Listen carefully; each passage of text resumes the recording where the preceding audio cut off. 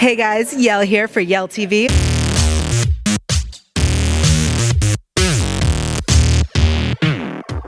Hey guys, I'm in bed with two of the stars of Dark Matter, Syfy's new hit show that the fans freaking love. Yes. It's great. So tell us about your character a little bit. I'm kind of a jerk. Shock. I thought you were talking about my character. Yeah. Like as a person. Yeah. Tell us about your character. Oh, the role I play on TV. Yeah. He's kind of a jerk. Okay.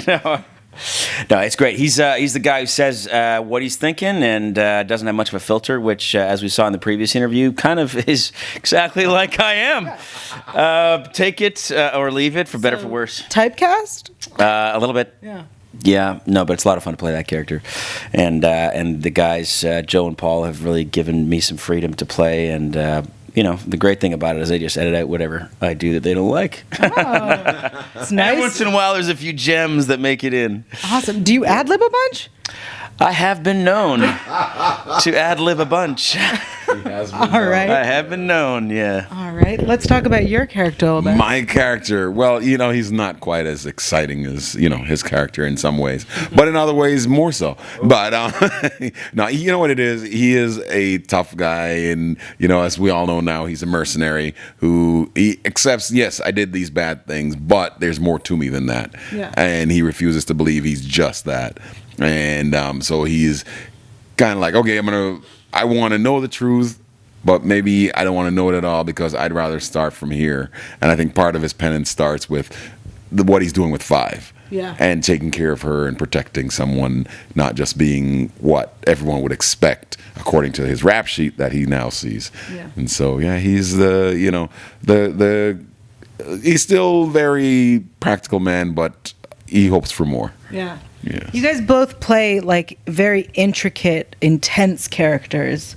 Not just these, he's the goofy sidekick. I don't know what that voice was. I'm sorry. Do that again, though. It's not happening. That's not happening. But these characters are so intense. How do you prepare for roles like that? What kind of research do you do? I mean, aside from being a jerk. Like I said, it's typecasting. Raj? No, I'm kidding. It's in terms of preparation and such, we were lucky that we had a whole bunch of scripts. It doesn't often happen in television, actually, when you're shooting a series where you have 6-7 scripts ahead of time. So you know where the character's going, and this is a character that I've played versions of before. So in a way, there's a comfort level with that as well. Especially when he starts out, and the audience was quite rightly pointing that out, where the audience identified the archetypes pretty quickly. And Joe put them in there on purpose, but then he goes about subverting the archetypes throughout the season, and it's the subversion that ends up being a whole heck of a lot of fun. Awesome. What was the question again? About researching such intense characters. But pay attention. I am. I just got mesmerized by his brilliant answer. Okay. And yeah, how's that? Yeah, you like Nice, that? I You like that. Yeah. That was a brilliant answer. Oh, see, working on it. All right, what did I answer the question? No. Okay, no. Next question. For me, every character, and that's the beauty of all these characters, he's not one-dimensional. Right. As you said, it's not just a bad guy because he's bad. He's not just the funny guy. He's not just this. He's given us these very well-rounded, rich characters, and that's the joy for us to play. And even when, as I said, you think you know something, you find out, oh, my God, you really don't. And when you do, there's consequence to the action, and they're not afraid to follow through and say end something and move you. They allow you to move forward. And so for me, all I have to do is be true to this great character he's created, which is my job. Yeah. As an actor, is to be true to this character and tell this person's story, and that's what I'm doing. And it's fun. That's awesome. And there's like a big mystery in this show.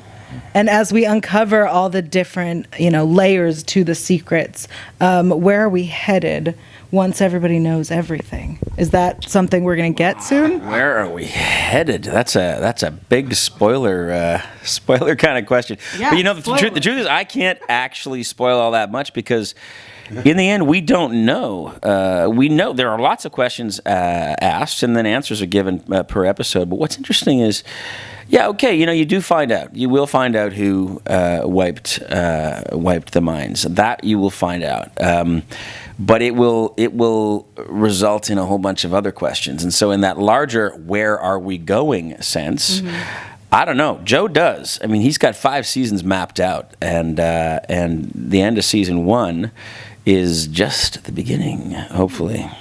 Ooh, and what do you know? Well, I know a little bit, but... You know more than him. Well, yes, but... But here's the thing. We still don't know, because at the end of the event, as he said, we find out who... Okay, you might have done this, but then, oh my God, you didn't just do it because of this or A, B, C, D. It's not like that. It's a very complex answer. Yeah. And part of the fun for the fans, and as... The very final scene in season 1 was the last thing we shot, the last day, the last scene, very last thing. We didn't even know what was going to happen until prior to that scene. And he did the behind the scenes reveal of us finding out who was going to be doing something that everyone, and we shot that. And it was just like, oh, you son of a... He was good. It was good. And he threw a lot of things at us, so we thought it was something different, but it really wasn't. And so I think if he did that to us, who we know the story intricately, it's going to, I think it's going to throw the fans into a, like, oh my... It's going to blow their minds. As Jodelle would do. So at the end of the season, somebody's going to do something that's going to blow our minds. Yeah. Yes. Awesome. We're here at San Diego ComicCon. I want to know, what's your favorite thing about San Diego ComicCon? I just love the costumes. I love folks. Participating in the worlds that the various different television shows have created, and I just think it's. Listen, I get it. We get paid. We get the privilege of being paid to wander around in costumes, and I know you get a sense of how folks might feel, because I know that I feel different when I put on a costume and pretend to be somebody else other than who I am. And it's one of the coolest things about being an actor. You get to not be yourself. You get to in interviews I always have fun sort of walking the line between playing 3 in an interview and being myself. But the truth is, I'm not really anything like 3 in a lot of ways.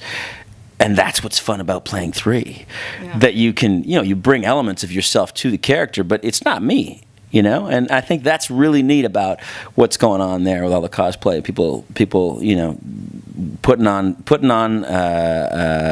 sort of a pretend face and being something or someone else for a few days. It's great. Yeah. For me, the perfect example is our co-star Jodelle. Mm-hmm. Out to dinner the other night, and she's a huge fan of Doctor Who, and she cosplays and different things like that. And we talked about it, and she missed the panel because we had to be doing our promos and things like that. And we're sitting at dinner, and who sits on behind us? Doctor Who. And she had her backpack, or what? I'm sorry, I'm gonna mess it up. A TARDIS. Yes, she had her TARDIS. And he signed it and everything, and just the joy that she experienced with it. I'm like, see, that's what it's all about. Yeah. You see, that's what it's like for a lot of these fans to be out here and, come meet us and hang out and show us that they really love and appreciate our shows. Yeah. And, they get to dress up. They get to run the thing on Assassin's Creed and pretend to be like, this guy for a minute and stuff. And it's, as I said, we get to do that every day. We don't have to grow up. We get to dress up. And so they get to do it occasionally at these cons, and it's a blast. Yeah. I got to say that actually what the Assassin's Creed thing down there is fantastic, because I've done an Assassin's Creed. I was Bellic in the last Assassin's Creed, and this is way cooler than the stuff that we have to do.